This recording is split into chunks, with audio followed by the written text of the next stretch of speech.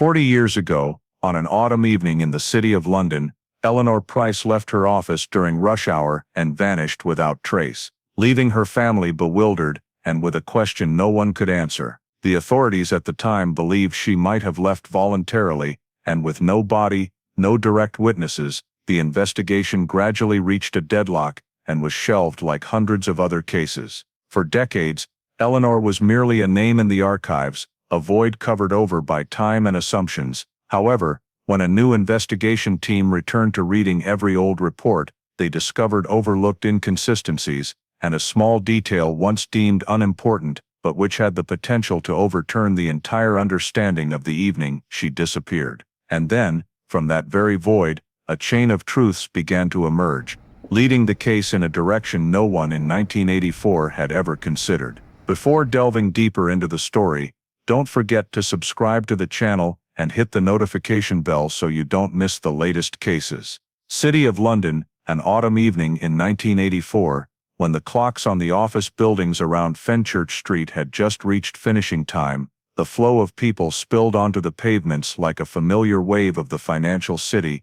Dark overcoats, briefcases clutched to chests, hurried footsteps blending into the sound of engines and lights beginning to switch on amid the thin fog. Eleanor Price left the office just as on any other day, neither earlier nor later, carrying no sense of an unusual evening, her hair tied back neatly, her familiar gait seen by colleagues who had watched her glide through the corridor hundreds of times before. There was no argument, no urgent call, no hasty note left on her desk, nor any sign that Eleanor was preparing for a change, and certainly no one thought that would be the last time they saw her. That evening, in the brief interval, when the city was shifting from day rhythm to night rhythm, 3 people later said they had seen Eleanor, but each placed her in a different location, as if the city had fragmented her silhouette into 3 disparate pieces. One was certain they had seen Eleanor turn towards the familiar path, where the crowd usually dispersed towards the nearby stations. The second believed she had paused to speak briefly with someone in the crowd, though they could not clearly recall the other's face. The third insisted they had spotted Eleanor in a position well off her usual route, just a few streets away. No account was entirely like another, and the most frightening thing was not the differences, but the fact that no one could say for sure they were the last to see Eleanor alive. As daylight withdrew from the narrow streets and the office windows gradually darkened, the city began to thin out, but Eleanor did not appear at her lodgings in Whitechapel as usual.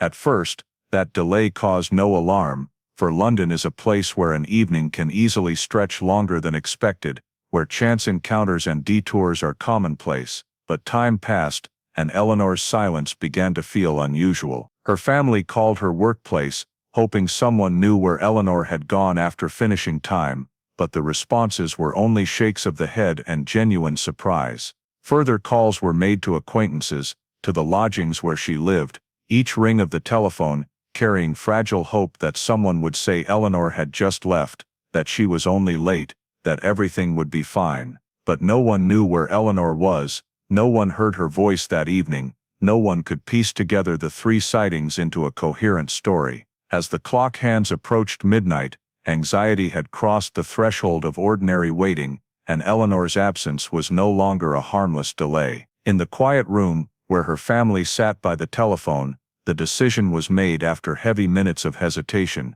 Eleanor Price had not returned, and no one knew where she was. Near midnight, they picked up the phone to call the police, for the first time voicing aloud what no one had wanted to think all evening, that Eleanor Price was missing. The City of London Police received the missing person report for Eleanor Price in the familiar cautious manner for cases that start late like this, when the clock had passed midnight, and most initial leads existed only as fragmented memories of people just finishing work. 2 duty officers recorded the basic information, asking repeatedly the standard questions about age, occupation, daily habits, recent relationships, and why the family believed this absence was unlike ordinary lateness. There were no signs of violence, no threats, no reported prior conflicts. Eleanor Price was classified as a missing adult, with initial priority, cautious rather than urgent. However, in the early hours of the morning, while the city was not yet fully awake, the first checks were deployed according to procedure, One team to Eleanor's workplace near Fenchurch Street, another to her lodgings in Whitechapel, and one officer tasked with scanning the routes she usually took at the end of the workday. At the office, Eleanor's desk was still tidy as when she left, with no sign of an evening abruptly interrupted, no note left behind, no one recalling seeing her return after finishing time. Colleagues could only confirm that Eleanor had left the building with the crowded flow, blending into the city's familiar rhythm. In Whitechapel, her lodgings were silent. No one had answered the door all night. The landlady confirmed Eleanor had not returned, and no one had collected mail or messages for her. That information was carefully noted, line by line, like the initial pieces of an empty picture. As morning progressed towards noon, police began assembling and standardizing the last seen points, turning last night's accounts into official statements. The first person, a colleague, said they had seen Eleanor leave the building and head in her usual direction. The second, a casual acquaintance met on the street, believed they had seen her pause in the crowd to speak briefly with someone. The third insisted they had seen Eleanor in a position well off the familiar route, at a time approximate to the other two accounts. Each statement sounded reasonable in isolation, but when placed side by side, they began to contradict in ways hard to explain. The officers tried to arrange them into a sequence, stretching time by a few minutes, assuming Eleanor might have changed direction, might have taken a detour, but no arrangement made the 3 points fully align. The differences were not large enough to dismiss any statement, but not small enough to ignore, and that made the initial search hours tense in a quiet way. While some officers continued scanning the area around Fenchurch Street and routes leading east, others phoned hospitals, neighboring police stations, and major stations in the city, seeking any sign that Eleanor had appeared somewhere after finishing time. There were no reports of admitting a matching patient, no information about a woman named Eleanor Price. No one recognized the name when asked. Gradually, the time points were marked in pencil on the tracking board in the small duty room, and the gaps between them became clearer each time a new statement was added. It was a gap not too long, but enough to make every initial assumption fragile, for no one could say for sure what Eleanor had done, or where she had gone, in that interval. The police found themselves facing an incomplete picture, where the lines refused to fit together, and the only thing they could affirm at that point was that Eleanor's absence could not be explained by a single last seen point. The initial search hours passed in forced patience, with reports thickening, but answers still out of reach, and as afternoon fell, the clearest feeling left in their workspace was not certainty, but unease before a disappearance that was slowly moving beyond the framework of ordinary delays. When the initial statements had been fully recorded, and the first search hours yielded no concrete results, police began moving to the phase they believed necessary to bring chaos to temporary order, reconstructing the timeline of the evening Eleanor Price disappeared. On the tracking board in the workspace, time points were written in white chalk, each attached to a name and location, and the officer's task now was not to find absolute truth, but to create a sequence reasonable enough to serve as the basis for every next step. They started with the most certain thing, or at least the least doubted, the moment Eleanor left the building where she worked near Fenchurch Street, confirmed by multiple people at once, matching finishing time and fitting the described habits. From there, the accounts were linked like loose strands, extending from that common starting point. The first statement placed Eleanor on the familiar route, blending into the crowd heading towards stations. The second suggested she had slowed, paused in the crowd to speak briefly with an unidentified person. The third shifted her to a different position, off the usual direction, but still within reasonable walking distance. When the officers tried arranging these three accounts in various ways, they realized there was only one way to temporarily avoid contradiction: choose a central time point, a standard moment, based on the statement that seemed most specific and consistent about timing. It was not a perfect choice, but the least problematic among those available, and it quickly became the pivot for the entire temporary sequence. From that time point, Eleanor was assumed to have moved in a direction that could be explained, with small deviations considered normal in a crowded London evening. In the file, this assumption was clearly noted as an assumption, not a conclusion, but in practice, it began shaping how officers viewed any new information. However, As soon as the first timeline was completed on paper,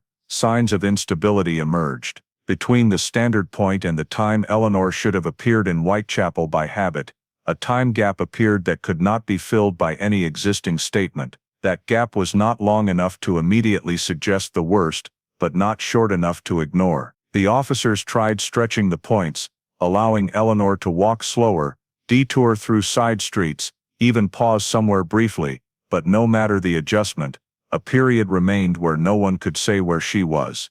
Each time they tried inserting a statement to fill that gap, a new contradiction appeared elsewhere, as if any arrangement required distorting another part of the sequence. The choice of the standard time point, made to reduce contradictions, now became the point every question returned to, because if that point was wrong, the entire timeline built around it would waver too. But at that moment, there was not enough reason to discard it, and reconstructing the timeline had to continue on that fragile foundation. In the reports, the time gap was circled and marked unexplained, a neutral phrase but carrying its own weight for investigators. It said nothing about what had happened, but said clearly what was not yet known. The officers recognized that every subsequent search step, from determining direction of movement to expanding the scan area, would be directly influenced by this temporary sequence. A timeline, even temporary, has the power to direct thinking, and when it contains a gap, that gap becomes the center of unease. By the end of the day, when the first timeline was accepted for use in the file, no one in the workspace believed it had told the full story of that evening. It was only a sketch, built from imperfect memories, with a time point chosen for relative reasonableness rather than certainty, and with a time gap quietly lying in the middle, waiting either to be filled or to be proven unfillable by ordinary assumptions. When the first timeline was constructed and entered into the file as a temporary reference framework, police began returning to the witnesses who had provided the initial last scene points, this time, not with casual recording questions, but with structured interviews aimed at testing the stability of their accounts under the pressure of detail and time. Right from the first re-interviews, differences began to emerge clearly.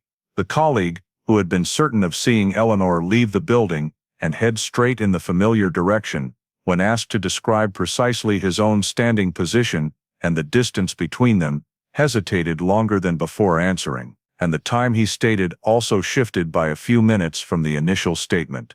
A small change, not enough to be considered a serious contradiction, but enough for the officers to note that the memory was not immutable, as they had thought.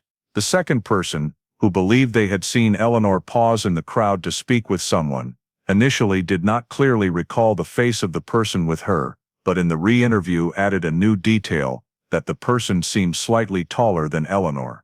When asked why that detail had not been mentioned before, the response was only a shrug, and the explanation that at first he had not thought it important. The third person, who placed Eleanor in a position off the usual route, also adjusted his account, not about the location, but about the sequence, saying that he might have seen Eleanor a few minutes earlier or later than what he had been certain of. Each change was small, each explanation sounded reasonable, but when the officers placed them side by side, the already fragile picture of the timeline began to crack further. The concern was not that the witnesses remembered wrongly, but that none of them remembered in the same way. In the process of cross-referencing reports, one particular detail caught the attention of a young officer tasked with reviewing old notes. In the second person's first statement, there was a sentence lightly underlined in the margin, almost never mentioned in subsequent discussions. It was a passing remark about Eleanor seeming to be looking towards something in the crowd,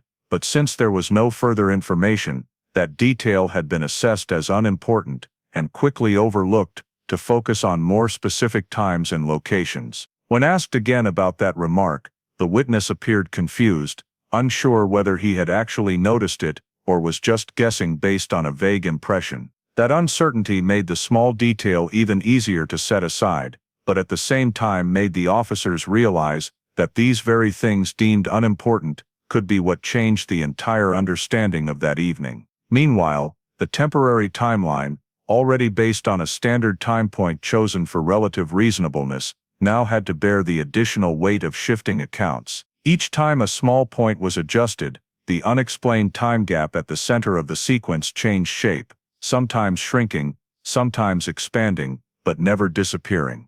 The officers tried updating the timeline by incorporating the new versions of statements, clearly marking the changed points, but instead of creating a clearer sequence, they ended up with multiple parallel versions, each potentially correct in its own way, and each leading to different questions. The fragility of the timeline was not only in the time points, but in the foundational assumption that the witnesses had seen the same chain of events. As the accounts changed, even minimally, that assumption began to waver. It was possible that Eleanor had not followed a simple sequence from point A to point B, as the first timeline suggested, and it was also possible that one or more witnesses had inadvertently merged memories of that evening with similar other evenings, creating false certainty. For the police, this was a familiar, uncomfortable situation. They needed a sequence to act, but the only sequence they had was not solid enough for absolute trust. In the short meetings held at the end of the day,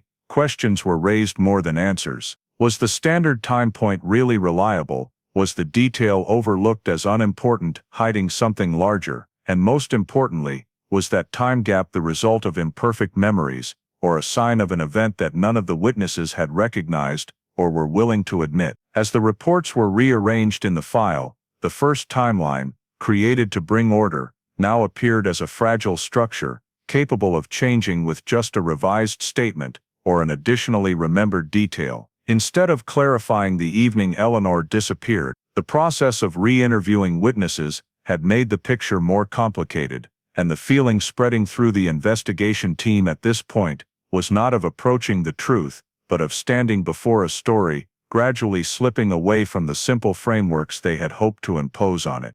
As the statements began to shift, and the temporary timeline became more fragile, rather than clearer, the investigation team was forced to return to the most fundamental question in every adult missing person case: whether Eleanor Price had left voluntarily or not. In the context of the initial hours after the report passing without signs of violence, no witnesses hearing cries for help, no reports of a public incident, this assumption was not an easy choice, but a standard line of thinking. Eleanor was an adult, with a stable job, no recorded history of threats or stalking, and someone departing from routine on an evening in London was not rare. On paper, the voluntary departure assumption allowed police to partly explain the time gap in the timeline without resorting to a criminal event, lacking evidence. It also fitted with how the conflicting last seen points were being interpreted. If Eleanor had actively changed her direction or plans, the witnesses seeing her in different positions within the same time frame became more acceptable. In internal discussions, this assumption was mentioned as a possibility to consider seriously, not because anyone firmly believed Eleanor had walked away, but because at that point, nothing was strong enough to refute it.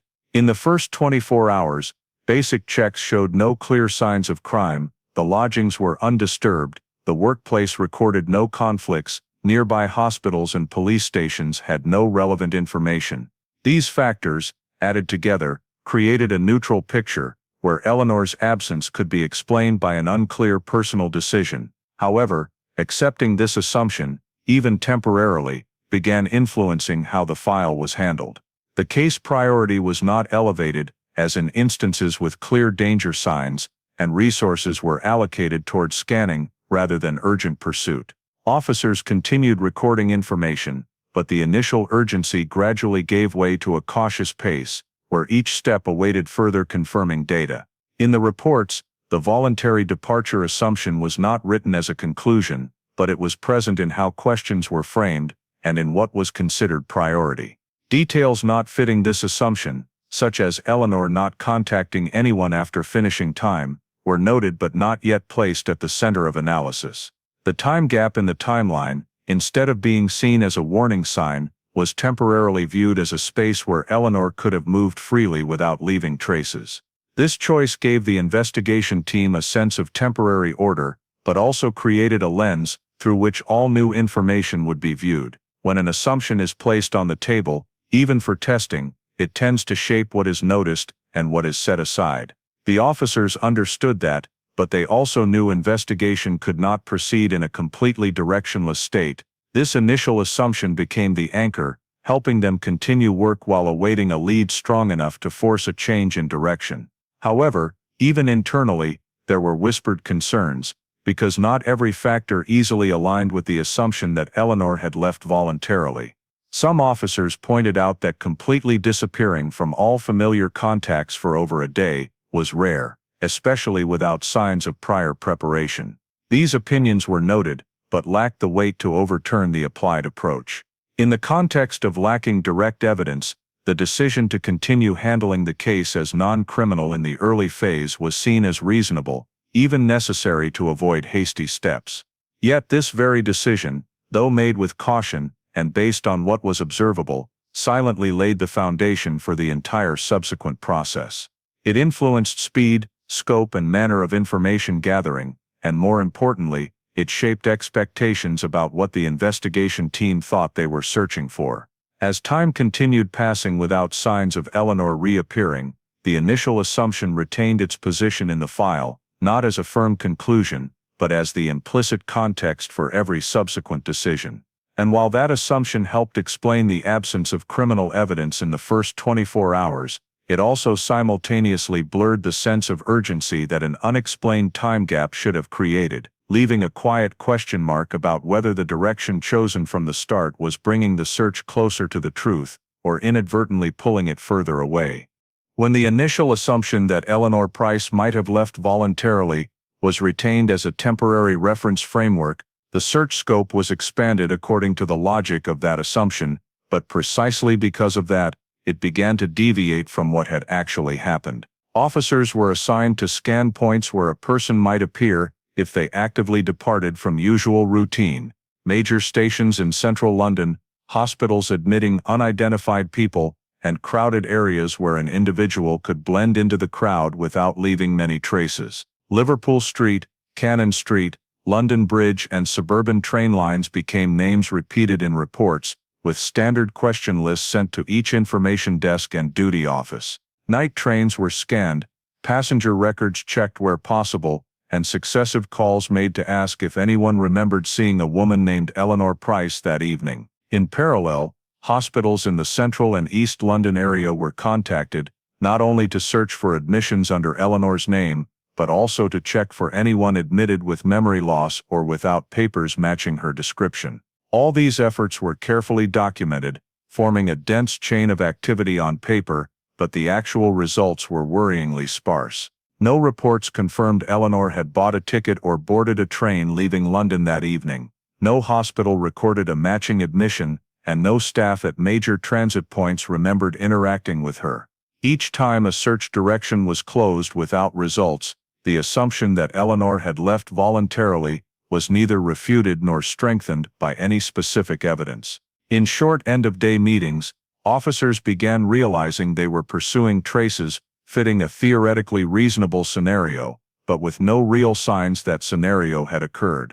However, the lack of evidence did not immediately lead to changing the approach. Instead, it prompted the investigation team to continue expanding scope along the same logic, hoping that somewhere in the city, a small piece of information would appear to confirm Eleanor had departed from her familiar life rhythm. In this process, some initial information began to be ranked as secondary, details not fitting the voluntary departure assumption, or not leading to a specific search direction in crowded areas, were noted but not pursued thoroughly. A call reporting a possible sighting of a woman resembling Eleanor in an area outside the main search route was marked unconfirmed, and no officer was sent to check immediately. Another vague statement lacking precise timing was set aside for insufficient reliability to prioritize at this stage. Those decisions did not stem from indifference, but from the pressure to allocate resources reasonably in a vast city, where each direction consumed time and manpower. But this very allocation, guided by the initial assumption, gradually created a gap between what was being searched for and what might actually be important. When no traces confirmed Eleanor had left London, the question that should have been asked was whether the search direction needed changing, but instead of facing that question directly, the file continued being updated with no findings entries from one station to another hospital. On paper, The search appeared comprehensive, with long lists of checked locations and made calls, but in reality, it resembled a closed circle, turning around a never-verified assumption. Some officers began sensing this misalignment, but their concerns were hard to turn into action without specific evidence to justify shifting direction. The more time passed without results, the harder it became to revisit overlooked details, because each passing day reinforced the feeling that if something serious had happened, its signs would have appeared by now. By the end of this expanded search phase, the clearest thing in the file was not a lead to Eleanor, but the long list of places she had not appeared. There were no traces confirming she had left London, but also no evidence forcing the investigation team to admit they were searching in the wrong place. Some initial information, if pursued more deeply from the start, might have led to different questions, but at that point, they remained dormant in the reports, covered by the volume of work directed towards seemingly more reasonable search directions. And while the city continued operating at its unchanging pace, the search for Eleanor Price, though expanded on the map, was gradually narrowing in thinking, held tightly within a framework that itself had never been proven correct.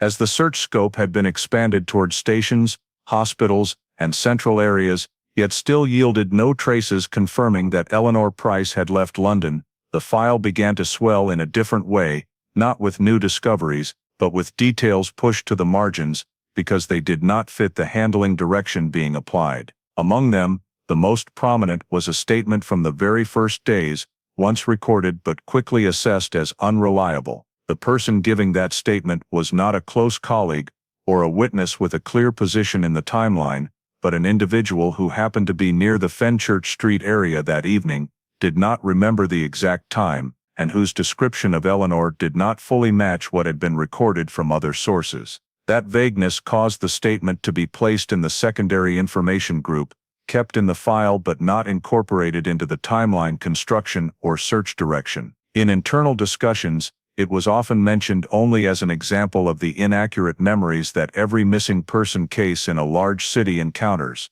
Parallel to some statements being downgraded in value, an important time point in the file was also recorded incorrectly in a more subtle way. In the process of compiling initial reports, an officer had transferred a time from a handwritten statement to the official typed version, and in that operation, a figure was shifted by a few minutes from the original. This discrepancy was not large enough to draw immediate attention, and since it did not directly contradict the assumption being used, no one questioned it or requested a recheck. The incorrect time point was quickly copied into subsequent documents, becoming part of the temporary timeline, without carrying any warning signs. As officers continued working based on this sequence, other small adjustments also began to appear, each time deemed insignificant: a statement rounded to the nearest hour for ease of tracking, a time period assumed flexible to avoid contradictions, a location detail described more generally to fit easily on the map.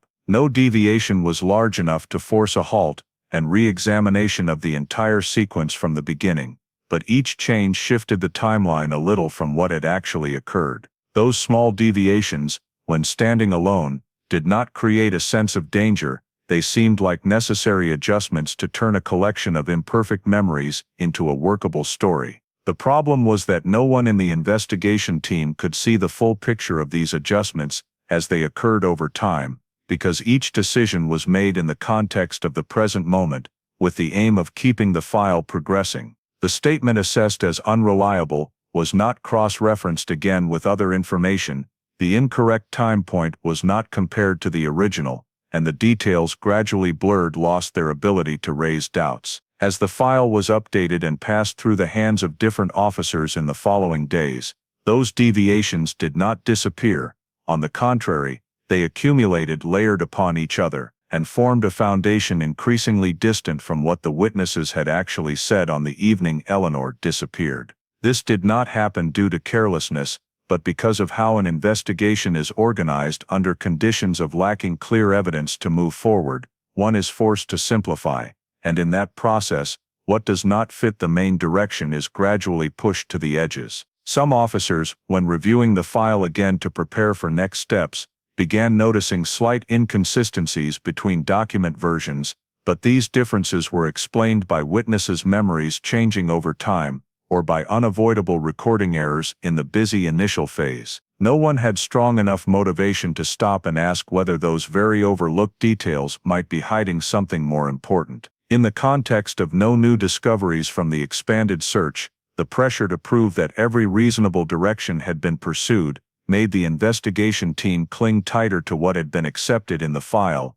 rather than returning to re-examine undervalued information. Thus, small deviations were added one by one, not to distort the truth intentionally, but to make the story smoother on paper. By that point, no one could say that a specific detail had derailed the investigation, but looking at the file thickening day by day, it was clear that the truth, if it lay in those marginalized details, was increasingly being obscured by the very process designed to uncover it. As days passed without any sign of contact from Eleanor Price, the hypothesis that she had voluntarily disappeared began to show cracks difficult to ignore, though on paper it had not yet been discarded. Officers reviewed the days before the evening she went missing, searching for any sign that Eleanor had prepared to leave her familiar life, but found nothing fitting a deliberate decision. There was no letter left behind, no ambiguous message sent to friends or family, no sudden change in daily habits or work recorded. The fact that Eleanor was completely silent, not calling, not writing, not leaving any sign that she was somewhere, and deliberately avoiding contact, gradually became hard to explain if her absence was viewed as a voluntary choice. In other adult missing person cases, even when the individual wanted to cut ties with the past, there were often small traces indicating preparation, an unusual purchase, an indirect conversation, or at least a transitional period that relatives could sense. With Eleanor, those traces were entirely absent. Reports continued to be updated with the repeated note that there was no new contact information, and that repetition, over time, began to carry its own meaning. Some officers questioned whether this prolonged silence truly fitted the initial assumption, because even in cases where the missing person actively left, absolute silence for such a long period was rare, especially without prior preparation signs. However, raising questions did not mean changing how the file was handled. There was no direct evidence that Eleanor was in danger, and the timeline discrepancies, though concerning, could still be explained by witness memory inaccuracies. Officers were aware of the growing contradiction between the voluntary disappearance hypothesis and what they observed, but under conditions lacking physical clues, or a specific event identifiable as criminal, upgrading the file's severity remained delayed. The file continued to reside in a gray area, not fully fitting a voluntary missing case, but not yet with enough grounds to be treated as a criminal one. This hesitation was evident in how resources were allocated, active search steps gradually reduced, while information recording and storage continued at a steady but less urgent pace. Details pushed to the margins in the previous phase were not pulled back for re-examination in the light of the prolonged silence, and the incorrectly recorded time point remained undisturbed in the timeline without challenge. The absence of prior preparation signs, instead of becoming the factor that completely collapsed the voluntary disappearance hypothesis, was cautiously explained as Eleanor possibly acting impulsively, or that preparation signs simply had not been discovered. This explanation helped maintain the file's current status, where all possibilities remained theoretically open, but none strong enough to force a change in approach. Over time, Eleanor's silence became a familiar part of the file, recorded regularly, but no longer creating the urgency felt in the early days.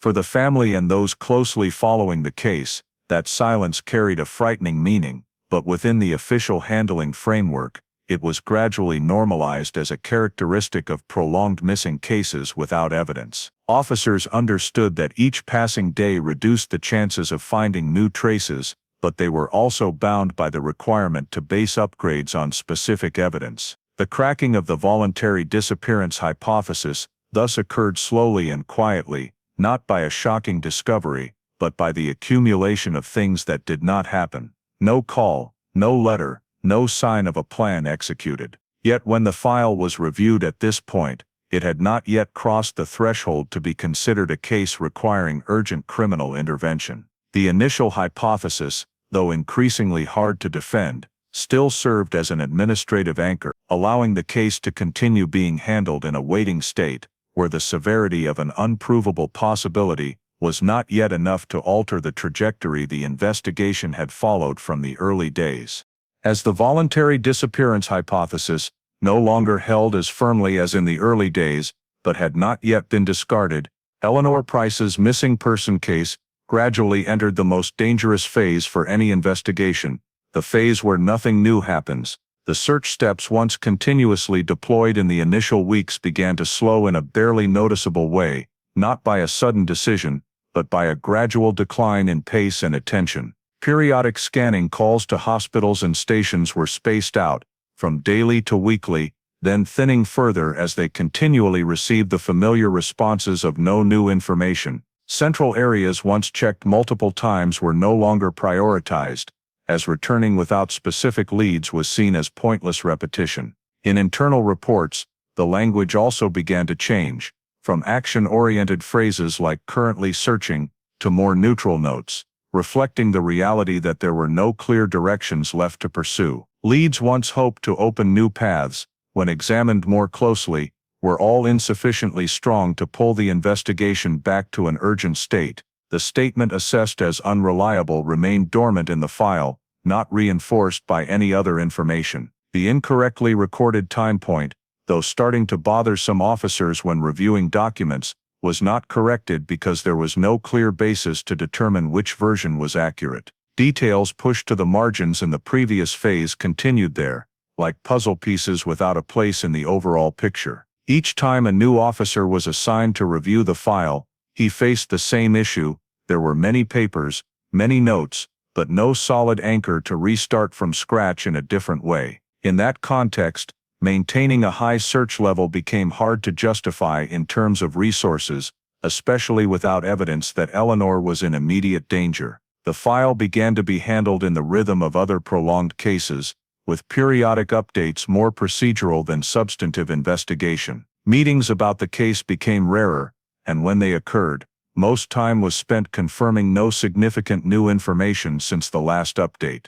This did not mean the missing person case was completely forgotten, but it showed a clear shift from active pursuit to passive waiting. In storage systems, Eleanor's file was placed in the Unsolved Cases group, with classification labels accurately reflecting the reality at that time: insufficient evidence to treat as criminal, insufficient signs to continue expanded searching. This reshelving was administrative, but its impact went beyond paperwork. Once a case is placed in that state, any new information, if it appears, must cross a higher attention threshold to be deemed important enough to reactivate active investigation. In the following months, occasional calls or scattered information were still sent in, but nothing specific enough to break the silence enveloping the file. Each new lead was recorded, but also quickly assessed as insufficiently strong to change the situation. The repetition of this process created a sense of weariness, not only for Eleanor's relatives,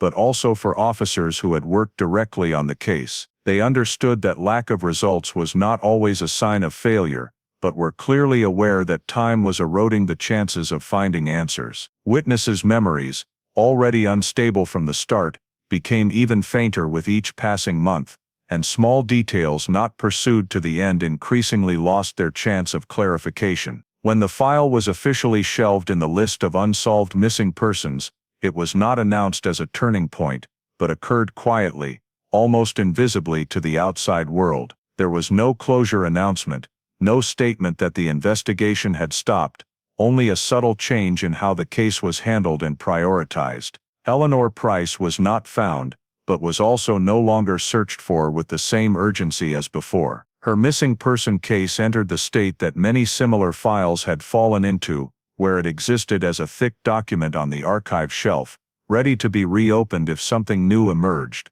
But in the meantime, it lay dormant, covered by the dust of time and uncertainty. In that state, no one could say the investigation had ended, but neither could anyone affirm it was still continuing in an active sense. The file cooled gradually, not because of a decisive choice, but because of the absence of leads strong enough to keep it alive, and that very absence repeating over time, had moved Eleanor Price's missing person case out of the center of attention, placing it in a quiet corner of the system, where it awaited anything, sufficient to force the already closed door to open once more. As the missing person file for Eleanor Price gradually cooled and was shelved according to standard administrative procedure, what the 1984 investigation had achieved was recorded quite fully, but what it had not done lay scattered in the gaps between reports that seemed complete. Only when reviewing the entire process with the distance of time did those gaps become clearly visible,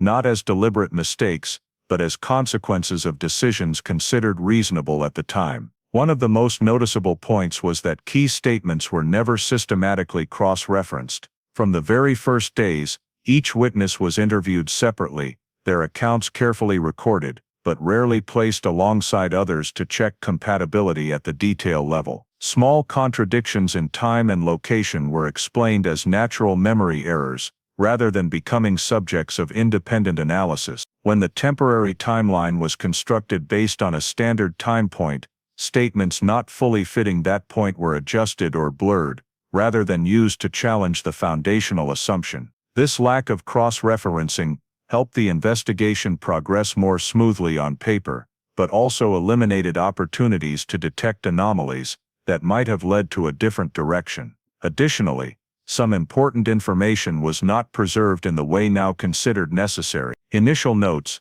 hastily written in the hours after the report, were not always kept in original form, and when transferred to more official documents, some small details were omitted as deemed irrelevant. Interviews were not always fully recorded, and in some cases, only the officer's summary of spoken words was entered into the file. This caused no immediate issue, as at the time, no one anticipated that those seemingly trivial details would become important years later. However, not fully preserving this information left the file without the ability to self-verify later, when initial participants could no longer be questioned with the same accuracy. Decisions made in the 1984 context were largely based on what was seen as reasonable and efficient then. With no clear signs of crime, prioritizing search directions fitting the assumption that Eleanor left voluntarily was viewed as rational resource use in a large city with countless cases to handle. Not immediately upgrading the file's severity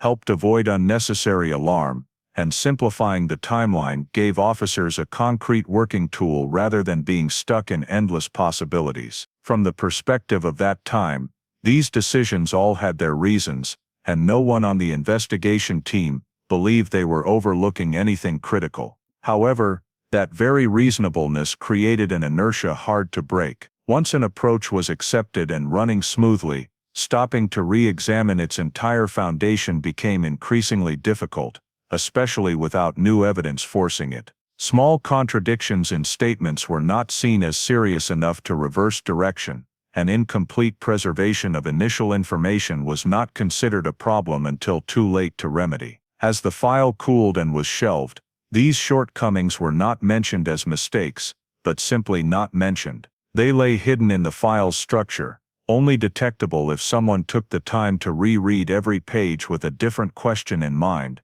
rather than seeking confirmation of what had been accepted. The 1984 investigation, viewed from inside, was a series of actions carried out according to the standards and understanding of that time, but viewed from outside, it clearly showed the limits of a system forced to make decisions under conditions of incomplete information and time pressure. What was not done did not stem from neglect, but from no one foreseeing that those details deemed secondary and assumptions considered reasonable would over time become the file's biggest blind spots. As Eleanor Price's missing person case entered a dormant state, the 1984 decisions were framed as correct choices in their context, but also posed a quiet question no one could answer then: whether the reasonableness of the present was inadvertently obscuring the truth of the future.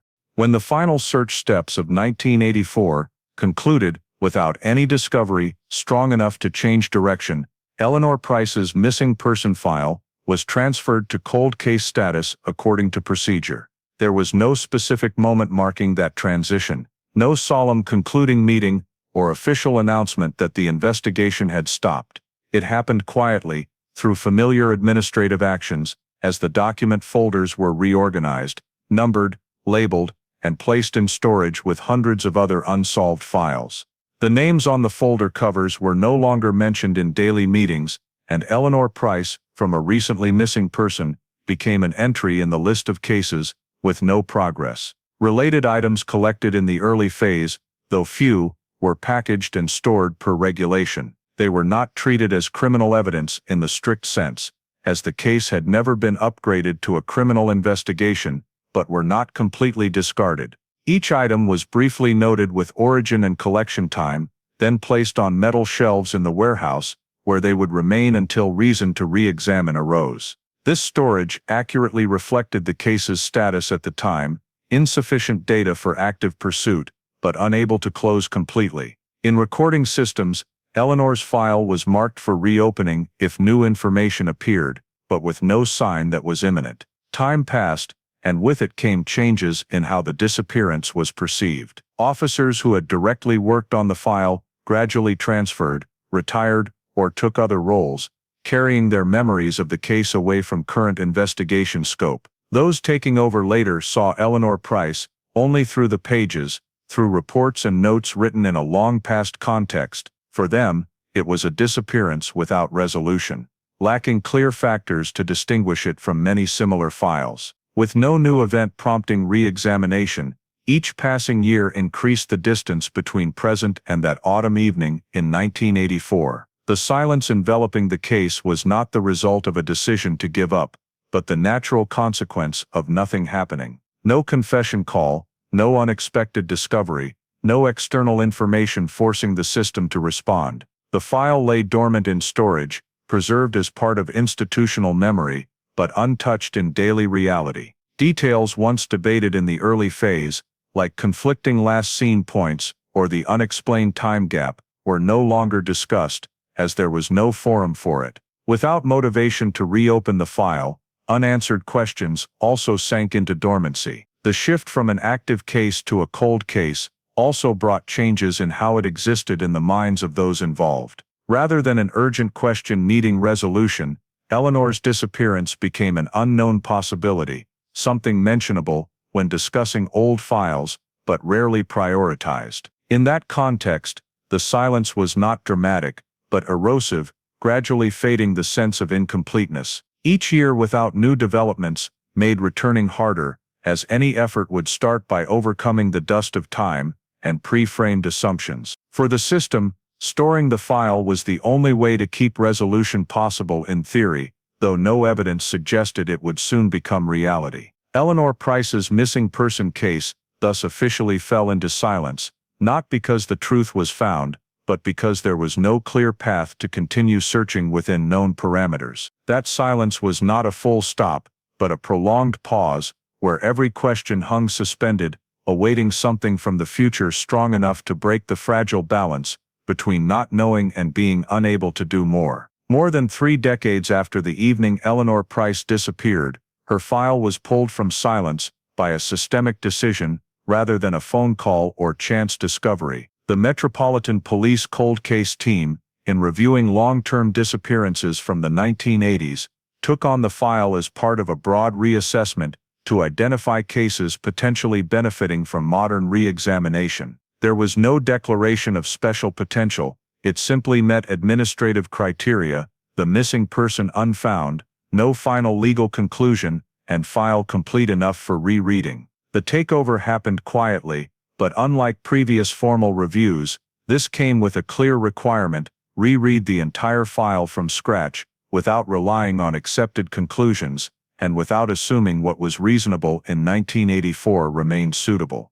The document folders were brought from storage, placed on cold case investigators' desks, and turned page by page at a deliberate, intentional pace. Interview reports, handwritten notes, typed versions, timeline diagrams, and internal reports were read as pieces of an unfinished story, this time not to confirm old hypotheses, but to seek mismatches previously overlooked or deemed unimportant. From the very first hours, differences between current file reading and past handling began to emerge. Investigators did not seek a new lead immediately, but focused on internal cross-referencing of the file itself, placing statements side by side in a way the original investigation never did. When last seen points were relisted and compared detail by detail, small contradictions once explained as memory errors now stood out clearer. Not just minute differences, but in sequence and context, factors that, if questioned timely, might have led to different assumptions. One investigator noted that in a witness's initial statement, a detail about Eleanor's direction of movement was never incorporated into the official timeline, though it directly contradicted the chosen standard time point. This detail had been lightly underlined in the margin and never mentioned again, but on rereading, it posed a simple question never pursued. If that direction was correct, Eleanor could not have been in the position the temporary timeline assumed at the same time. In another report, a time point was recorded twice with different figures, one in handwriting, one in typed, and this difference was never explained in the file. In the past, that few-minute discrepancy drew no attention, but in the context of the unexplained central time gap, it became far more significant. The cold case investigators continued reading, and with each page, the familiar sense of a fully known file gave way to realization that much had been accepted without full verification. Another point quickly drew attention: how the voluntary disappearance assumption had permeated the file as implicit context, though never officially recorded as conclusion. In reports, it appeared not as statements, but in prioritized choices and search directions pursued or ignored. Rereading with modern eyes, investigators realized many details not fitting that assumption were undervalued from the start, not for lacking intrinsic value, but for not aligning with the applied direction. A statement once deemed unreliable for vague timing, when placed beside others, became the only one not trying to conform to the standard point, and thus might have reflected reality better than adjusted accounts fitting the timeline. This rereading did not yield clear truth immediately, but created an important shift in case understanding. Rather than a vague event sequence leading to Eleanor's unexplained absence, the file began appearing as overlapping assumptions, where core contradictions had been covered by the need for temporary order. Cold case investigators carefully noted each mismatch, overlooked detail, and administrative decision, potentially influencing direction. They did not rush to conclude mistakes, but nor accept past actions as inviolable. By the end of the initial rereading phase, one thing became clear: Eleanor Price's file lacked not information, but the necessary cross-referencing and questioning to turn information into understanding. Contradictions once secondary were now central, not as evidence of a specific scenario, but as signs the original story was built on shaky foundation. Reopening the file thus ceased being procedural, becoming a true turning point, where for the first time in years, Eleanor's disappearance was viewed not through the lens of reasonable then decisions, but through the simple yet challenging question: if these contradictions existed from the start, why were they never pursued to the end? Systematic rereading of the file did not yield a sensational discovery immediately, but it created the conditions for a pivotal moment. An old detail, once existing quietly in the pages, was for the first time placed in a different context. In the process of cross-referencing statements about the evening Eleanor Price disappeared, an investigator realized that there was a short period, lying between two main last-seen points, where no statement was considered reliable, but there was a scattered note once pushed to the margins. That note mentioned Eleanor being seen pausing in the crowd, as if waiting or searching for something, before turning off her familiar route. Previously, this detail was deemed vague and incompatible with the chosen timeline, but when the old assumption was no longer treated as an inviolable foundation, it began to take on a different meaning. Rather than an uncertain memory, it suggested that Eleanor might have stopped for a specific reason, an action unexplained in prior hypotheses. When this detail was placed alongside other contradictions already uncovered in the file, it became a new anchor for questioning what had truly happened in the central time gap of that evening. This shift in perspective led investigators to re-examine related items stored for years without serious consideration. In storage, there was an item sealed and simply labeled, collected from Eleanor's lodgings in the early days after her disappearance. At the time, It was not treated as criminal evidence, merely one of the few personal belongings retained in case of future comparison. Now that item was brought into the light, not because it was new, but because the questions posed were different. Investigators examined it no longer through the lens of a voluntary disappearance, but as a potential piece of an event not properly understood. The reanalysis proceeded carefully. Every small detail recorded, not to prove a pre-existing hypothesis, but to see if the item could tell a different story from the one it had once been forced to fit. In this process, investigators realized that the way the item was initially recorded clearly reflected the 1984 assumption.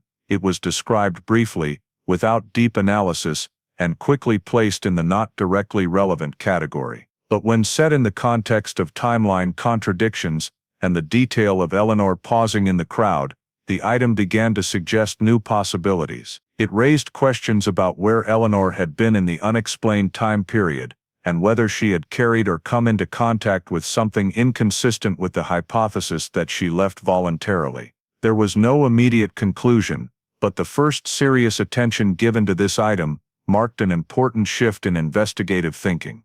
The direction began to change not with a sharp turn, but with a gradual adjustment of priorities. Rather than continuing to view the case as a series of open possibilities without focus, the cold case team started concentrating on reconstructing the evening Eleanor disappeared based on details once considered exceptions. The central time gap was no longer seen as a blurred area explainable by Eleanor's free movement, but became the center of attention. Investigators asked what that gap might represent if Eleanor had not disappeared voluntarily, an unrecorded meeting, an event causing her to change direction, or a situation no witness correctly understood at the time. The change in investigative direction also involved re-evaluating how previously undervalued statements were used. The statement once deemed unreliable was brought back to the table, this time not to confirm its accuracy or inaccuracy, but to see how it fitted with newly identified contradictions.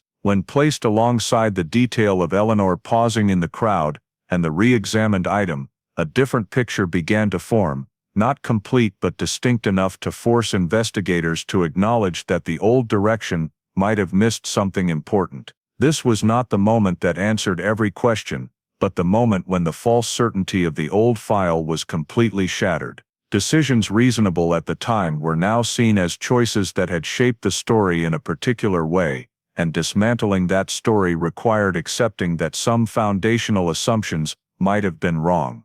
The new investigative direction was not widely announced, with no statement that the case had turned to a criminal scenario, but internally, the focus had clearly shifted. The goal was no longer to confirm whether Eleanor had left voluntarily, but to determine what had happened in the time period the old file could not explain. Placing an old detail in a new context, and seriously examining a once overlooked related item, had opened a path that previously did not exist on the investigative map. That path had not yet led to answers, but it led to something equally important, the acknowledgement that Eleanor Price's disappearance might have been misunderstood from the very beginning, and that the truth, if still findable after so many years, would not lie in familiar assumptions, but in the very details overlooked, because they did not fit the story accepted when everything was just starting.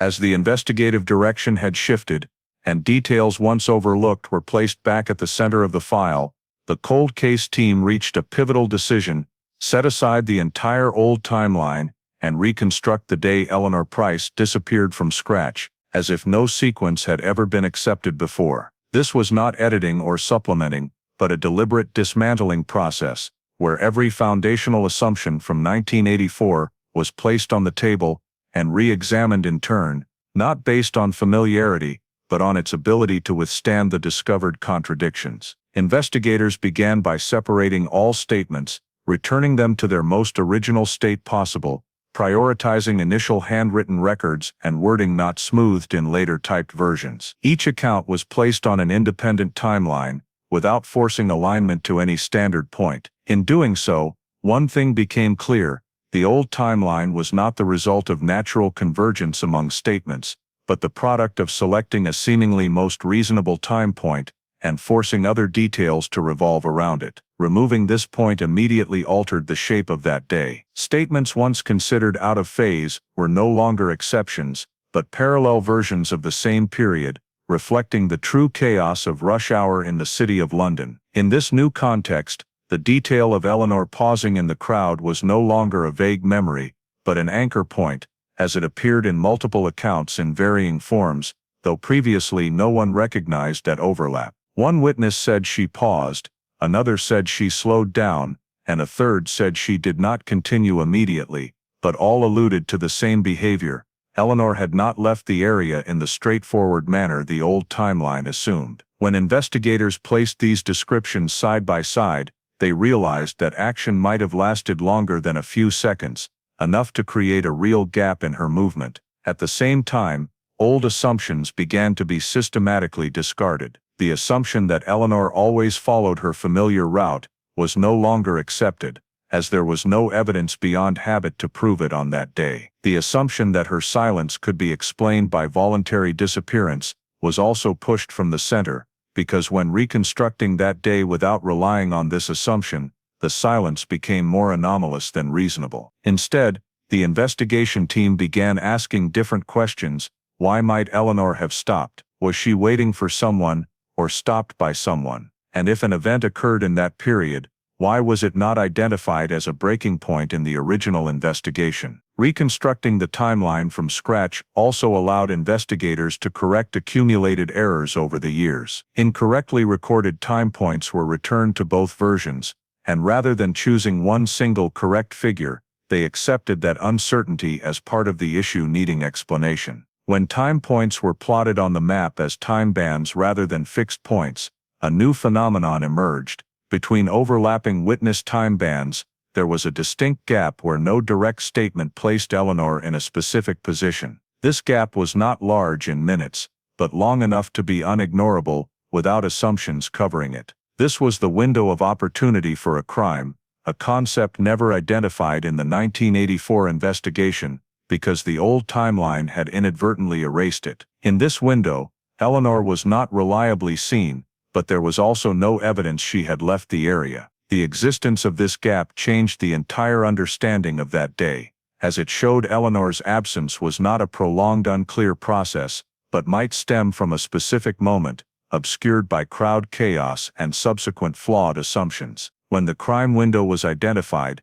investigators returned to the related item seriously examined for the first time earlier, placing it precisely in this gap rather than vaguely across the entire evening. This new placement created questions the old file had never allowed. Could the item have left Eleanor's control in this time window? And if so, what did that say about the situation she faced? Reconstructing the day Eleanor disappeared from scratch did not yield an immediate answer, but it yielded something more important, a new structure for the unknown. Rather than a blurred story stretching across the evening, there was now a specific time segment needing explanation, and every new investigative direction had to pass through it. Old assumptions, once helping the file survive over the years, were now discarded, not because they were obviously wrong, but because they were no longer necessary to explain what had been established. When the cold case team completed the first draft of the new timeline, the feeling in the workspace was not excitement over an impending solution, but the weight of belated realization. If this time window had been seen in 1984, the investigation might have taken a completely different path. But rather than dwelling on regret, investigators focused on the only thing still possible now, using this new structure to guide every next step, in the hope that though late, correctly seeing the moment everything might have changed direction, was still enough to bring Eleanor Price's disappearance out of the decades-long darkness. As the crime window had been clearly identified in the new reconstruction, the cold case team began reviewing the file backwards with a completely different goal from previous scans, not to find general leads, but to see who in that specific period had the opportunity to approach Eleanor Price. The changed questioning immediately highlighted a name that had appeared in old file pages, but was never pursued thoroughly. That name was not new or unfamiliar, but previously always on the story's edge, mentioned briefly then set aside,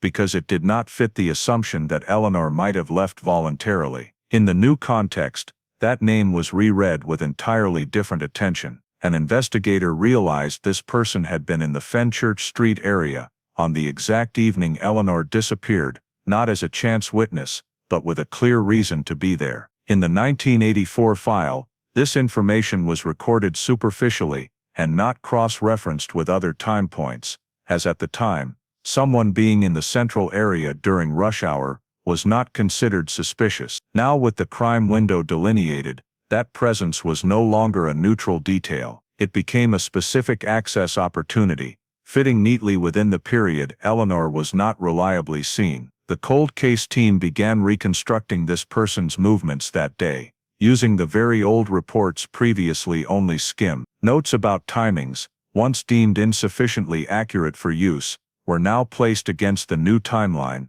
and for the first time, they began aligning in a troubling way. The person was not only in the area, but had an unexplained time period overlapping the crime window. In the old file, that gap was covered by a seemingly reasonable alibi, an explanation accepted without strong challenge, as in 1984 there was no clear reason to doubt. That alibi, reread under the new structure's light, began showing weaknesses. It relied heavily on the provider's own memory, and indirect confirmations from people unable to provide precise timings. In the original context, this vagueness was deemed sufficient, but in a cold case investigation, where every minute mattered, that vagueness became an issue. Investigators did not rush to conclude the alibi was false, but noted it was no longer as solid as before. Another detail also began emerging as the name was recent read, the person's connection to details once marginalized. The statement previously deemed unreliable,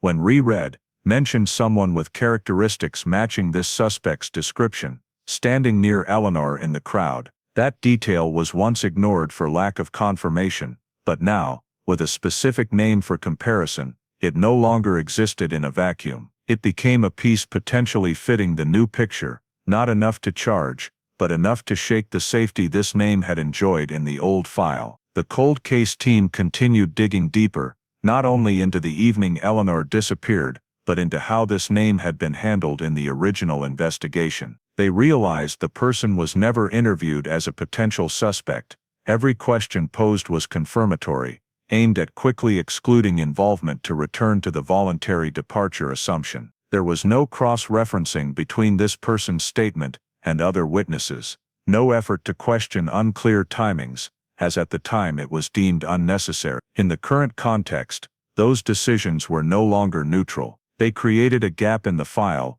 where a clear access opportunity existed, but was not properly checked. As investigators began asking questions never posed in 1984, the person's alibi became increasingly fragile, not because it collapsed immediately, but because each cross-reference with another detail in the new file required it to rely further on assumption and inference. The unexplained period, once considered insignificant, now lay entirely within the crime window, with no specific enough explanation to fill it. The name once overlooked for not fitting the originally accepted story, now emerged not as a definite guilty party, but as a convergence point of multiple suspicious factors: access opportunity, timing alignment, and an alibi no longer holding under close scrutiny. For the cold case team, this was a crucial transitional moment. The investigation was no longer centered on whether Eleanor Price disappeared voluntarily, but began focusing on determining a specific individual's role in the period she vanished from all reliable sight. The suspect emerging from the old file itself brought no sense of triumph, but a heavy realization: if these questions had been asked from the start, this name might not have lain dormant for so many years. But now, with the new timeline structure and identified crime window, the alibi's shakiness was no longer a side detail, but the focus of the next investigative direction, where every answer would face pressure it had never encountered in the 3 decades before. As the suspect had emerged from the very pages of the old file, and their alibi began to waver under the light of the new timeline, the cold case team entered the most sensitive phase of the investigation: confrontation. This was no longer about reading documents or reconstructing hypotheses in an office, but about returning to real people, real memories, and words that had been repeated for decades as unquestioned truth, The investigators fully understood that after so many years, memories fade, people change, and not every contradiction equals deceit. Therefore, the aim of the re-interviews was not to force confessions, but to peel away layers of accounts, compare them with what had been said in the past, and see what still held when no longer sheltered by old assumptions. Witnesses who had appeared in the 1984 file were contacted again, one by one, not to ask what more they remembered, but how they remembered. Investigators posed the same questions in different ways, at different points in the conversation, to see whether answers retained consistent structure. For most witnesses, differences merely reflected the passage of time. Times became vaguer, small details forgotten, but no directional changes. However, when it came to the previously overlooked suspect, the picture began to differ. The individual agreed to be re-interviewed, appeared cooperative, and initially repeated almost verbatim the statement given decades earlier. That very smoothness drew the investigators' attention, for memory rarely retains such sharpness after so long, unless it has been rehearsed.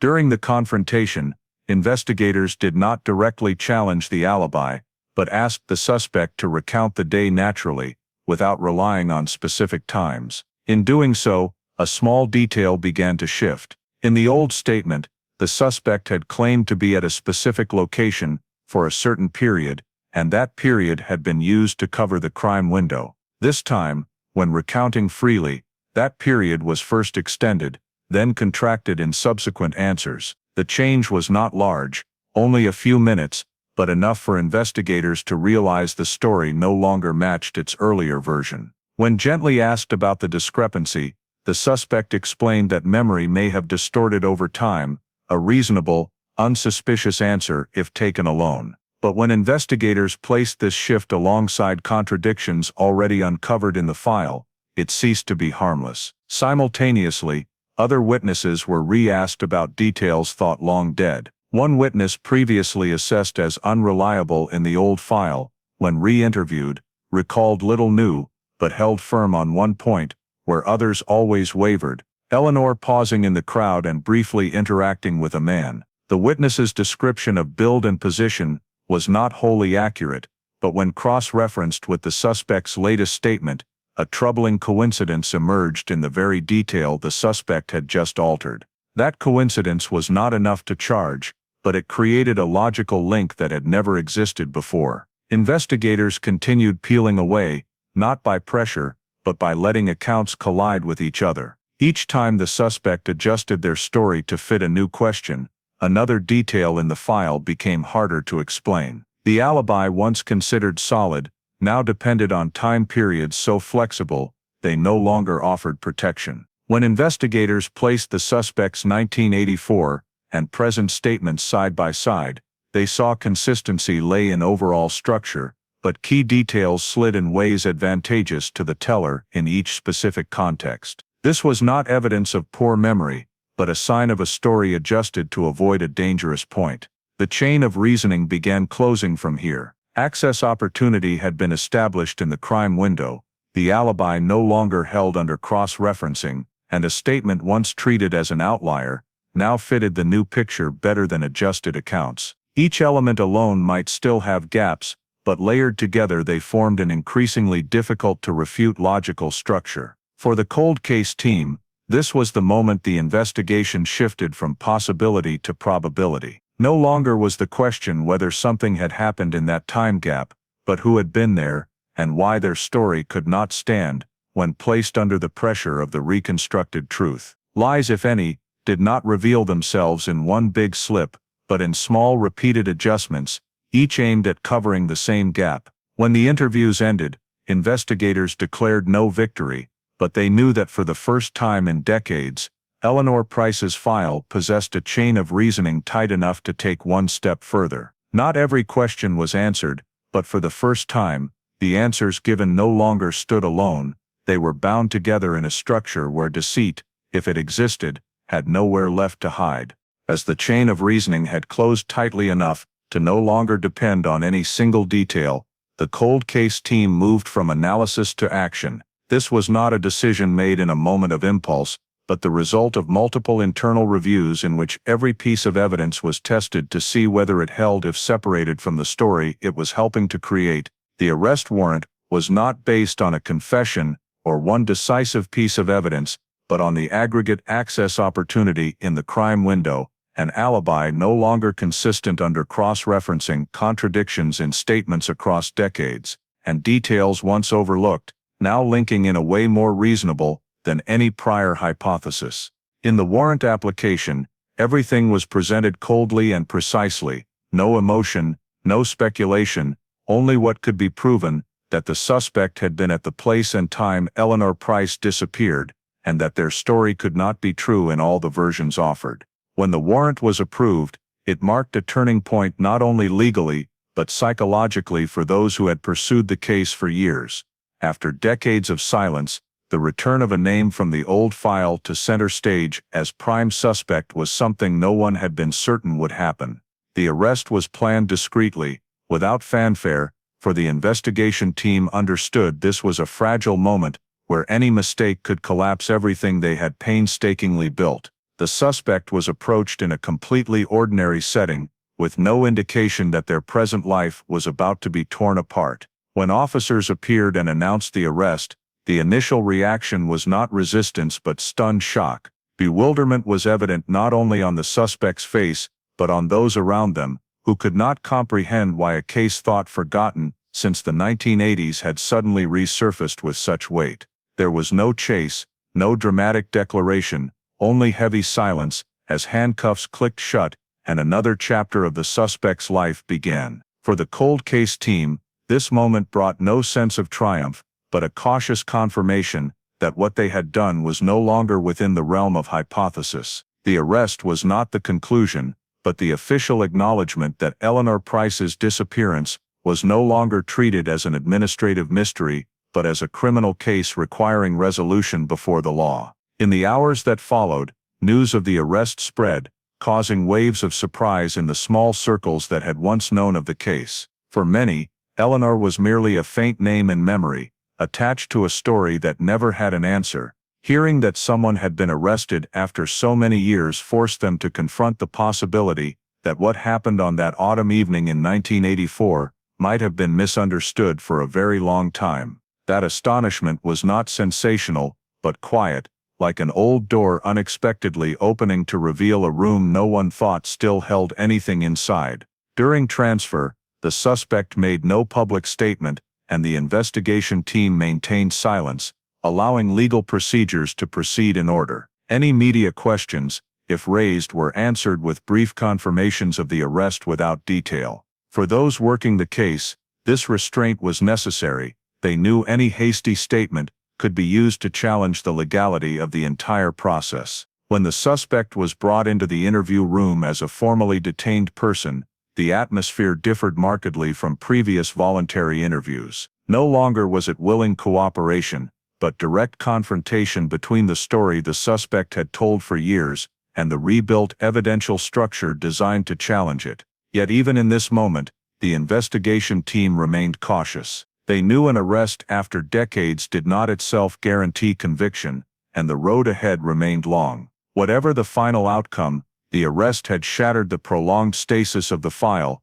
forcing it to move once more within the justice system. Eleanor Price's disappearance, once shelved and fallen silent, was no longer a question suspended in archives. It had entered a new phase where every assumption would face public scrutiny, and where the astonishment of those around reflected a simple yet heavy truth: the past, no matter how deeply buried, can still return, and when it does, it asks no one's permission. When the case came to trial, the greatest challenge from the outset lay not in the suspect's identity or the file's complexity, but in an unchangeable fact: this was a nobody case. After more than 3 decades, Eleanor Price had still never been found, and prosecuting someone for a crime related to her disappearance required convincing the jury that what happened was not merely possible, but the only reasonable conclusion from the evidence. The prosecution knew they could not rely on emotion or speculation, for in a case like this, any logical gap would be ruthlessly exploited by the defense.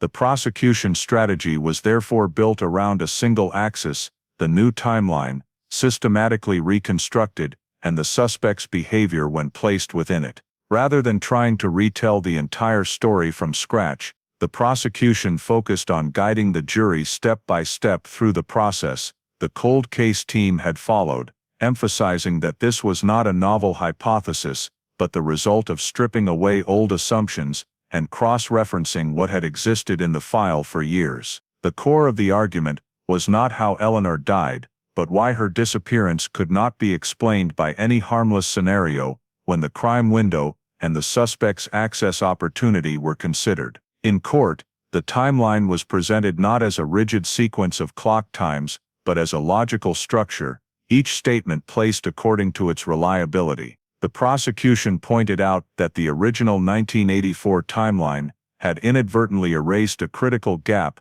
and that very gap was where every question belonged. When the crime window was clearly explained, the jury was invited to consider who alone was present in the area, had opportunity to approach Eleanor, and could not provide a consistent explanation for their presence in that period.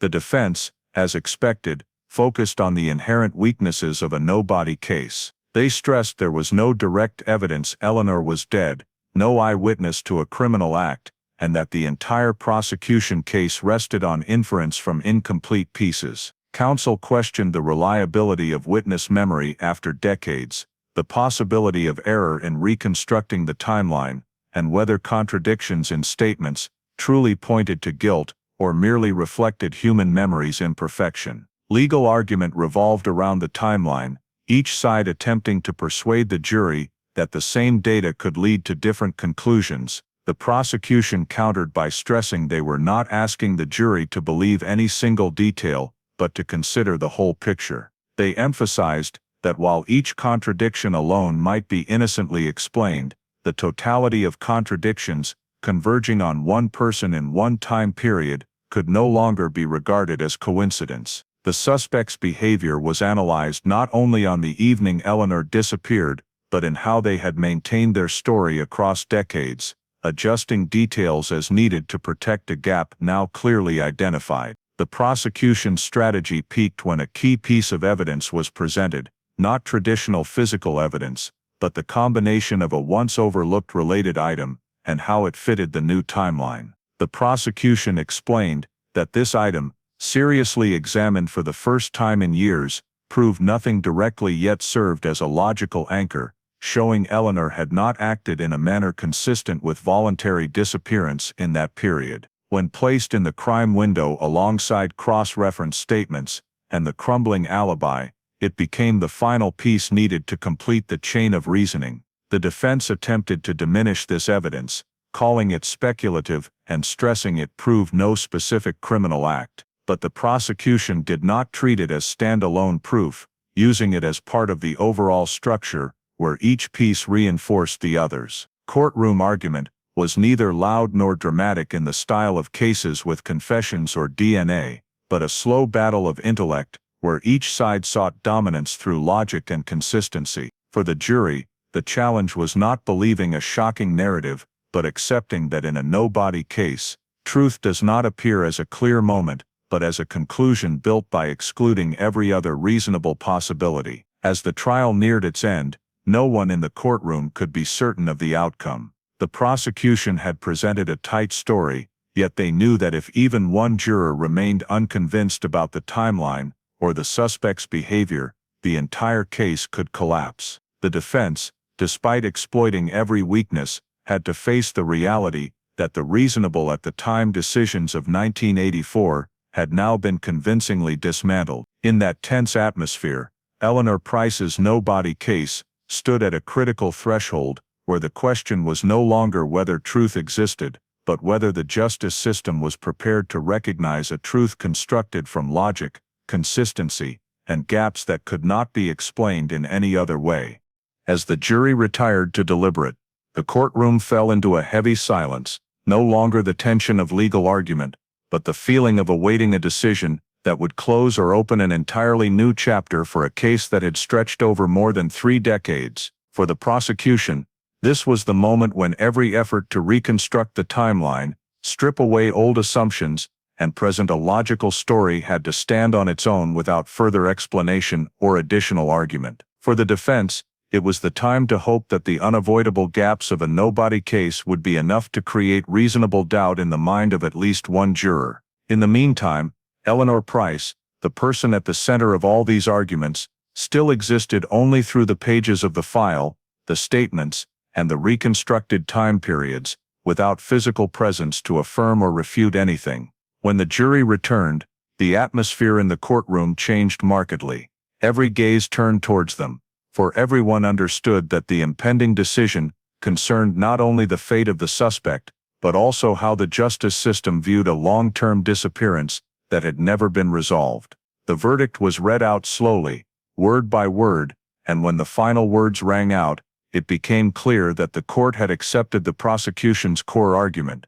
Eleanor Price's disappearance could not be explained by any harmless scenario, and the circumstantial evidence, when considered as a whole, was sufficient to surpass the threshold of reasonable doubt.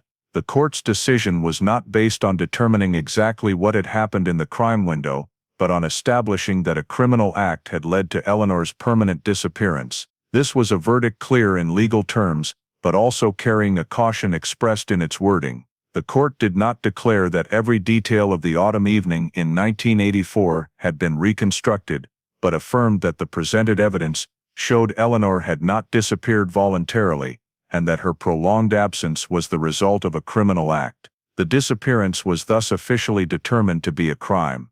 For the prosecution, this was confirmation that the strategy focused on the timeline and behavior had convinced the jury that logic could substitute for the absence of a body. For the defense, the verdict was a heavy defeat, but also proof that the court was prepared to accept that in some cases, legal truth need not come with traditional physical evidence. As the judge explained the decision, he emphasized that this was not a case decided on emotion or speculation, but on the systematic exclusion of other reasonable possibilities. Assumptions once considered reasonable in 1984 had been re-examined in the light of accumulated contradictions and errors, and when they were eliminated, what remained was no longer an administrative mystery, but a chain of events that could only be understood as a crime. This verdict did not provide complete answers to every question. It did not indicate where Eleanor had been taken, or what had happened to her after the moment she vanished from witnesses' sight, but legally, it put an end to the ambiguity that had enveloped the case for decades. Eleanor Price was no longer recorded as a person missing for unknown reasons, but as the victim of a criminal act. This shift carried profound meaning, for it changed how the case would be remembered and handled in judicial history. In the courtroom, reactions to the verdict were not loud. There were no cheers, no outburst of emotion. Those following the case, from the cold case investigators to those who had once read about Eleanor in old news reports, received the decision with a feeling mixed between relief and heaviness. Relief because after so many years, the silence had finally been broken by an official conclusion. Heaviness, because that conclusion affirmed the worst had happened, even though no one could say exactly how. The verdict also sent a broader message, extending beyond this case. It showed that long-term disappearances, once considered unsolvable due to lack of physical evidence, could still be brought to light if old assumptions were challenged and the pieces placed in their proper positions. The court, by accepting a no-body case, had recognized the value of reconstructing truth through logic and consistency, rather than waiting for perfect evidence that might never appear. As the trial ended, Eleanor Price, though still unfound, had been granted a measure of justice in the way the system could provide. Her disappearance was no longer an open question forgotten in archives, but a determined case, a crime that had been named. The verdict did not bring Eleanor back, but it ended years of denial and mistaken assumptions, affirming that her disappearance was not a vague twist of fate, but the result of human action, and that however late, the justice system could still stand and call that truth by its proper name. As the verdict had been delivered, and Eleanor Price's disappearance officially determined to be a crime, an unavoidable question began to be asked, not in the courtroom but in the very pages of the file, and in the minds of those who had touched this case over 40 years, what had been missed in all that time. The reflection was not to seek an individual to blame, but to understand why the truth had taken decades to be properly named. The initial mistakes, when placed in the context of 1984, did not appear as reckless or careless decisions, but as reasonable choices based on the information and standards of the time. But that very reasonableness, when accumulated and unchallenged, had created an investigative trajectory hard to reverse. The greatest mistake lay not in a specific action, but in a foundational assumption that Eleanor's absence could be explained without crime. This assumption was never written as a conclusion, but it permeated every decision, from constructing the timeline, evaluating statements, to resource allocation. When an assumption is deemed reasonable, details not fitting it are automatically treated as secondary, and that is precisely what happened. Contradictory statements were not cross-referenced, not because they were forgotten, but because doing so might collapse the temporary structure the investigation relied on to continue. Another mistake, only clear in retrospect, was how time was flattened in the file. Choosing a standard time point to build the timeline brought short-term order, but it also erased the ability to see the crime window, where Eleanor was not reliably seen. When time was turned into fixed points rather than uncertain bands, critical gaps vanished from view. Along with that was the failure to fully preserve initial notes, handwritten details, unsmoothed wording. No one in 1984 could know that 30 or 40 years later, the small differences between handwritten and typed versions would become keys to identifying contradictions. Transferring information in ways fitting the processes of the time had inadvertently lost the depth needed for later self-verification. Another factor contributing to the truth's delay was the evolution of the system itself. The original investigation occurred in an era when adult disappearances were often handled with a different level of caution than today, especially without clear signs of violence. The concept of cold cases as a specialized field was undeveloped, and returning to challenge past implicit conclusions was not standard practice. Only when the cold case team took the file with a clear mandate to reread everything from scratch, without respecting old assumptions, did the contradictions become properly visible. The truth did not arrive late because it was completely hidden, but because it was fragmented and misplaced, each piece lying dormant in the file, without anyone reassembling them differently. The role of human factors in this delay must also be acknowledged. The 1984 investigators lacked neither effort nor good intent, but they worked under pressures of time, resources, and a city always producing new cases demanding attention. When a disappearance yielded no strong leads, it gradually moved from the center, and prolonged silence created the sense that perhaps there was nothing left to find. Time, rather than revealing the truth, blurred memories and reinforced accepted assumptions. Only when time was reset, when the file was read as a story never properly told, did the overlooked emerge. Why did the truth arrive late? Because it required a rare combination: enough distance to challenge what was once reasonable, enough patience to reread every page without seeking confirmation of existing conclusions, and enough institutional courage to admit an old file might have gone wrong. Eleanor Price's case shows that truth in long-term disappearances is not necessarily out of reach, but often lies in details already recorded, awaiting a different perspective. Its late arrival does not diminish its value, but it poses an uncomfortable question for the system: how many other files lie dormant, not for lack of information, but for lack of a moment when old assumptions are allowed to collapse? As all legal procedures concluded, and Eleanor Price's case was officially recorded in the justice system as a determined crime, her file entered the final state it had awaited for 40 years, being called by its proper name. No longer a vague disappearance suspended among assumptions, no longer a set of documents lying dormant in storage, labeled unsolved.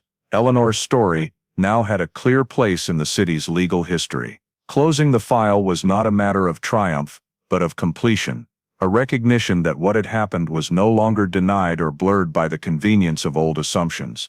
A disappearance had been determined to be a crime, and though it was impossible to reconstruct every detail of the autumn evening in 1984, the system had achieved the most important thing, acknowledging that Eleanor Price did not vanish due to personal choice or the randomness of fate, but because of the actions of another person.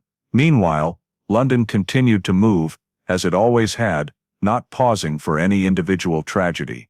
The streets around Fenchurch Street, where Eleanor had once left her office during rush hour, had now changed appearance, with new buildings, new crowds, and a pace of life faster than ever. For most of the city, Eleanor's story was just a news item, a case mentioned briefly, then quickly replaced by other events. But London's continued operation did not diminish the meaning of the file's closure. On the contrary, it underscored a stark reality: the city does not wait for justice to advance, and precisely because of that, the eventual delivery of justice, however late, becomes all the more necessary. The void Eleanor had left over 4 decades was no longer nameless. Previously, it was a vague emptiness, filled with speculation, assumptions, and silence. Now that void was placed in a clear framework. It was the consequence of a crime. Calling it by its proper name did not bring Eleanor back, but it restored meaning to her absence, an acknowledgement that the years of waiting were not meaningless. For those who had worked on the file, closure was not the end of memory, but the release of a prolonged responsibility. They understood that not every question had been answered, but also knew that the legal truth achieved was the highest limit the system could reach in this case. Eleanor Price's case became a quiet reminder of what can be missed when assumptions replace questioning, and of the ability of truth to rise even after being buried by time. As the file was closed, Eleanor was no longer a name on a list of missing persons, but a person whose story had been heard and placed in its rightful position. London continued to move, but somewhere in that ceaseless flow, Eleanor Price's story had left a mark no longer faint, a mark affirming that even in a vast and indifferent city, unexplained voids can ultimately be called by their proper name, and that prolonged silence, though it may conceal truth for years, is not necessarily where it will remain forever. The story of Eleanor Price is not merely a cold case solved after 40 years, but a mirror reflecting many very real aspects of life in the United Kingdom today. In a modern society where London continues to move quickly, people still easily believe that everything is fine when there are no clear signs of violence, just as the assumption that Eleanor might have left voluntarily silently dominated the entire 1984 investigation. The first lesson lies in that very assumption. In modern life, especially in Britain's major cities, prolonged silence from a person should not be normalized. The fact that Eleanor did not make contact, left no signs of preparation, yet was still placed in the not serious enough category, shows how we sometimes allow administrative convenience and societal habits to obscure unusual signs. The second lesson comes from how the file flattened time, when a reasonable time point was chosen, and other details bent to fit it. In everyday life, this reminds us that truth is rarely as neat as we wish. Off-standard details, mismatched stories are often where we need to listen most, even if they cause discomfort or disrupt a sense of security. Finally, the way the Metropolitan Police cold case team reread every report, cross-referenced statements, and recontextualized a once overlooked related item, sends a very British message about responsibility and patience. Justice does not always come quickly, but it demands persistence, humility, and willingness to admit that decisions reasonable at the time might have been wrong.